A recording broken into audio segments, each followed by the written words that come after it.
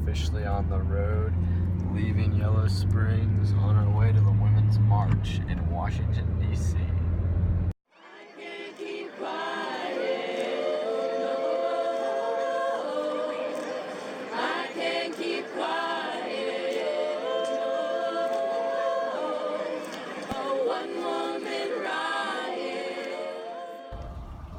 Hello.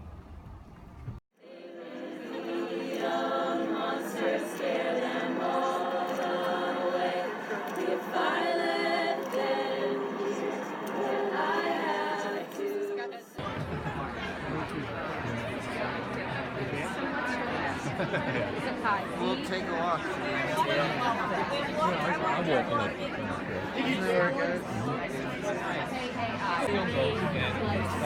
What do you think? Are we gonna make it on the train? What do I think? Yeah. I think no. Okay. The only reason they wanted to make it they were a little bit But then they were running all the.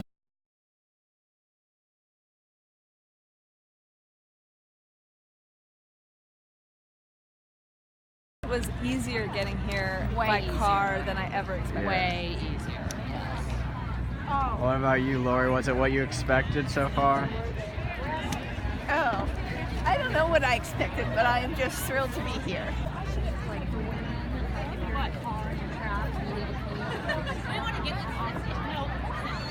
You can send from that, right?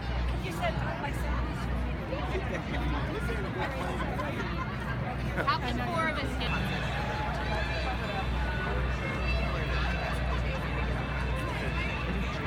What we should try to do is get somewhere that's higher up so that we can see Cause no one knows me, no one ever will.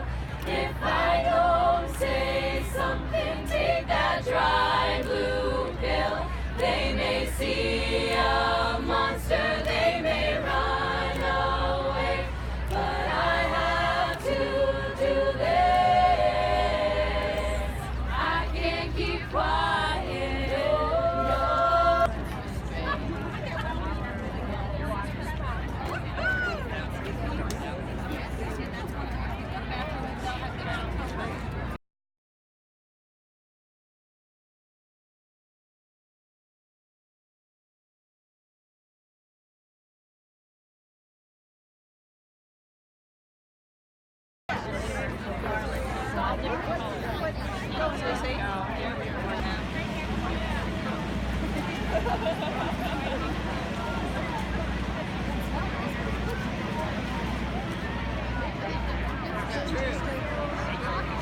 Max. Hey, Max. closer to the ground. I'm gonna slide right through here. Sorry, but it's still making then we will lose together. Our opposition knows how to stick together. They are united in their agenda to hold this country back and to thwart progress.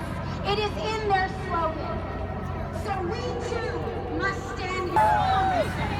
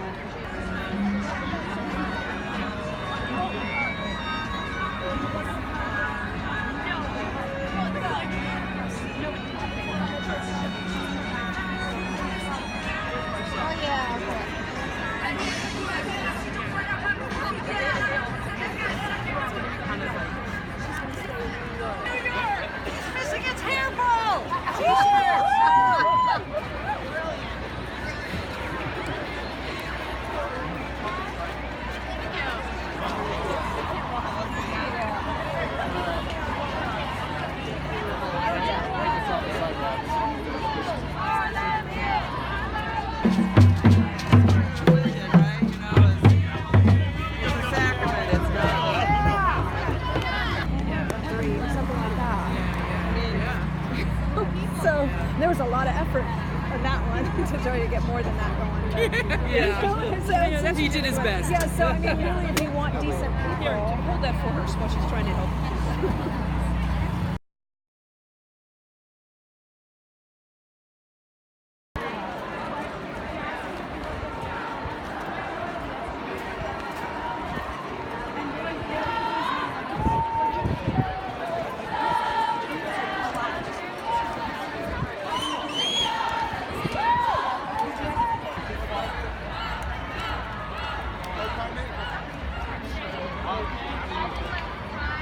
neighbor.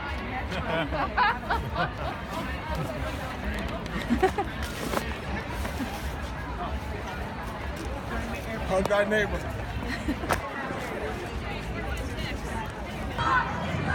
This is what democracy looks like. This is what democracy looks like. This is what democracy looks like. This is what democracy looks like.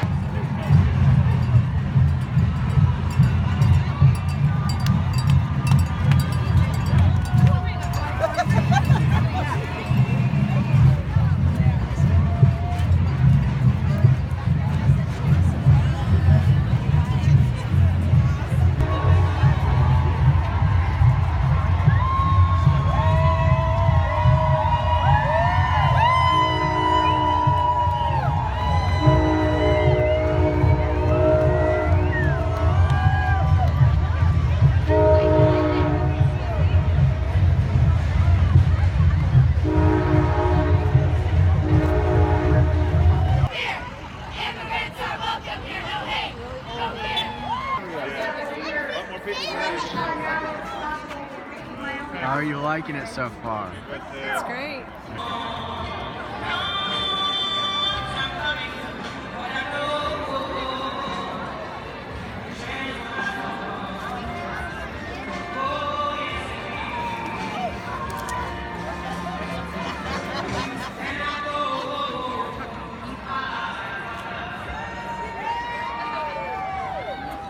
Thank you so much for your womanliness. Thank you so much for your strength. Thank you so much. Let us continue to honor all that is beautiful about being feminine. We are mothers. We are caregivers. We are artists. We are activists. We are entrepreneurs, doctors, leaders of industry and technology. Our potential is unlimited. We rise. We rise.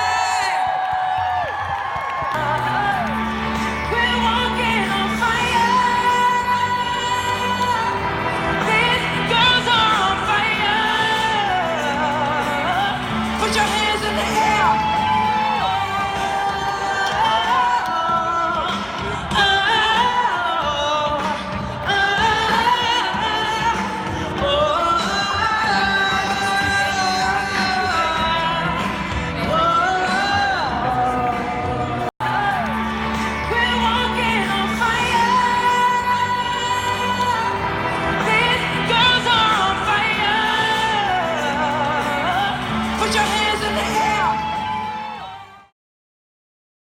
What was your favorite part of the march today? My favorite part of the march was seeing so many different people, so many different beautiful people. Everybody was peaceful and loving. Everyone was peaceful and kind and helping each other, encouraging each other.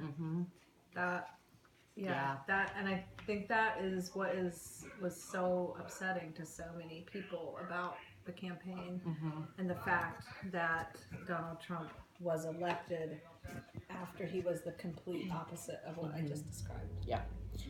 I mean, it was just, the sheer niceness of people. It wasn't shocking because I went into it thinking it was going to be that way, but at the same time, it was amazing. Like how when we got to the train station, we all three got hats like right away. Like I was shocked at that someone was handing out hats and stuff like that. So, and then just everyone with their helpfulness and like when someone was coming through with a wheelchair, they're all like, someone's coming through with a wheelchair, and everyone would actually clear the way and let the wheelchair go through. Like stuff like that. And it was crowded, and it could have been contemptuous, and it wasn't, it's just, it was good. Well, and the other thing that was really, I'm trying to eat, so I'm not trying to, I'm going to try not to tear up, and maybe other people didn't feel the same way, but when they had the Mothers of the Movement up there, and we were doing that call where we were, say their name, that was, because Trayvon Martin's mother was up there, and I still remember where I was when I found out that a verdict in that trial. Yeah. And so I really have so much respect for those women. And I know that the program was long, but I just felt like it was so important that they gave voice to so many different groups that don't usually have a voice. And what I was trying to think to myself is, we have this culture of time that is like, we got to do this and we got to do this and we got to do this, and it's I mean, it's a white culture, it's a middle class and upper class culture. And I just felt like, you know what, this is something different. It's not maybe time planned out as, you know, ideally for people standing there, because it physically was hard to be there. It was, I felt bad for older people. But I thought it was so important to hear all those women's voices, indigenous voices, transgender voices, black voices. Men's voices. Men in support of women as well. Right. You know. I mean, Asian American voices. I mean, I can't, undocumented. Yes, undocumented. Immigrant voices. Yes, exactly. I mean, I'm probably even leaving, I'm sure I'm leaving people out, but groups out, but that was amazing. My only sadness was the weather was cold enough I didn't get to show off my shirt. I know. Yeah, I know. Mine either. But there were like these women walking around in t-shirts. So, Lori, what was your favorite part of the whole experience? For me, I was just elated to be with such a diverse group of people that, by and large, that other than those of you around this table, I didn't know, but I felt such camaraderie and such positive energy and a sense of purpose in doing something positive with how we all felt about the results of the election, and it just was very empowering, and it was a lighter feeling than I felt like optimism. For 3 months. Yeah. You know, and I just thought, okay, you know, and the table was so broad. You know, I knew that there was some controversy around the Women's March about what agendas would be pushed other than a women's agenda. And the experience of it was so inclusive, and I didn't have any sense of divisiveness about that. And I feel sorry for people who chose not to come because they didn't feel welcome or they felt alienated because the experience wasn't at all like that. And I was so proud of being part of a group of people that could model coming together and a commitment to justice and positive change in the face of what feels like such an oppressive forecast for the future given the country's new leader. Yeah. And you know what was really cool is, like, every time I looked around and I would make eye contact with a woman, we would smile at each other. You know, and it was just, and like we give each other like knowing nods and stuff like that. And like you said, Lori, it's just like that camaraderie with these perfect strangers that you felt like you could be best friends with the person standing next to you because you just had that much in common and you know, that common goal between you two. And I mean, when we were getting our food and we were just sitting there talking to those two women from Philadelphia, I felt like, you know, I could go out and have a drink with them. I mean, they just felt like old friends, even though we didn't know each other. And we could have sat around at a dinner table and just had a great discussion and had a great talk and all those kind of things. And I kind of just felt that way with every single person that I was standing next to, like that, you know? What do you think about the general lack of protesters, or at least that I witnessed? I didn't see really anything except those one people. That was awesome. I didn't notice any protesters. You mean counter? Just when we were in the porta potty line, there were those like born again people who had megaphones and they were trying to do something, but I didn't see them. Half dozen. Yeah, they were just this. It was I just the think second porta potty or the first the one? first one, Oh. very early, right when we got. and they were right up on the stage too. They had all these signs that abortion is murder and like all those things right by the stage. Well, I didn't and you see know that what? on That's what stage. I would say is they were there, but I think no one cared because everyone knew that that wasn't the voice that was going to be heard today, kind of thing. You know what I mean? I don't know. Like I just didn't see it as even it's just a blip. Yeah, and I think it was good that people didn't really react Mm-hmm. to it. And I mean, I would feel like, okay, you can be here, but Mm-hmm. I'm not really gonna spend energy. No. You know, like if I had seen it, I mean, I would have probably commented to you guys about it, but I feel like the purpose of this was positive forward momentum and I think modeling Adult behavior. Yeah. You know, modeling how people from varied backgrounds and maybe even very diverse perspectives on some of these issues. I'm sure we didn't could all still, agree. Right, we could still come together and say, look, this is not okay, and pay attention. And you might not agree completely with me, but I'm not going to I'm not going to diss be you. your enemy. And, I don't have to villainize you. Yep. I don't have to argue with you right now. You know, I'm here to make a point. Now, later, we can have a discussion, but now is not the time for that. Now is to make a statement. Exactly. A unified statement. Yeah. A unified statement from everybody. Yeah.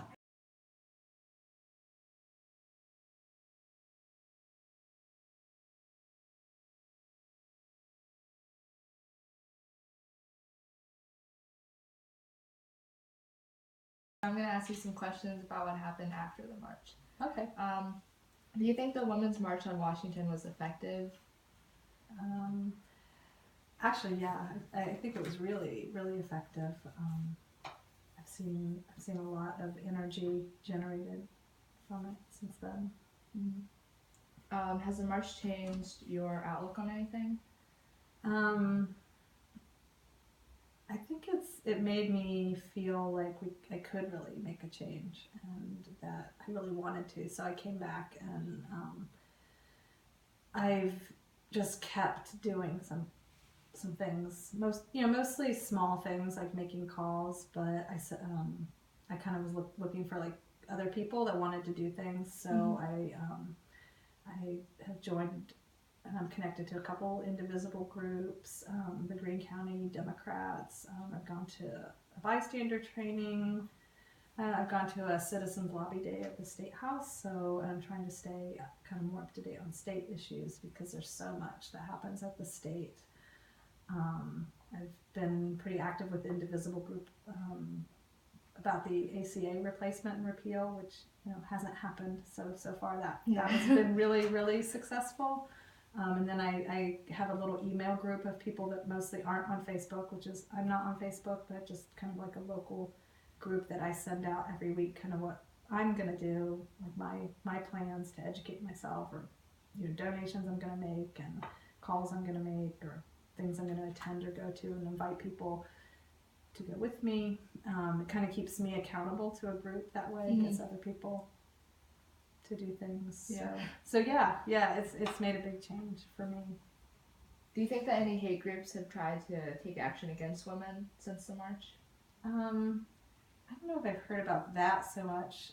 Definitely there's been an uptick like in threats against Jewish community centers, more against like Muslims and some other minorities that people perceive to be, maybe they perceive that they're immigrants. So there's definitely been documentation of those kind of things. I haven't personally experienced any, but there's definitely a climate though that has brought some of those people out. Do you think that the march has inspired other people locally? Yeah, I definitely see a lot of activity. Said there's a Greene County Indivisible group. There's several Dayton groups. Miami Valley Progressive Caucus is very active. There's a group called Blue Ohio that's mostly focused on electing Democrats in the state. There's just a lot of activity and a lot of connections.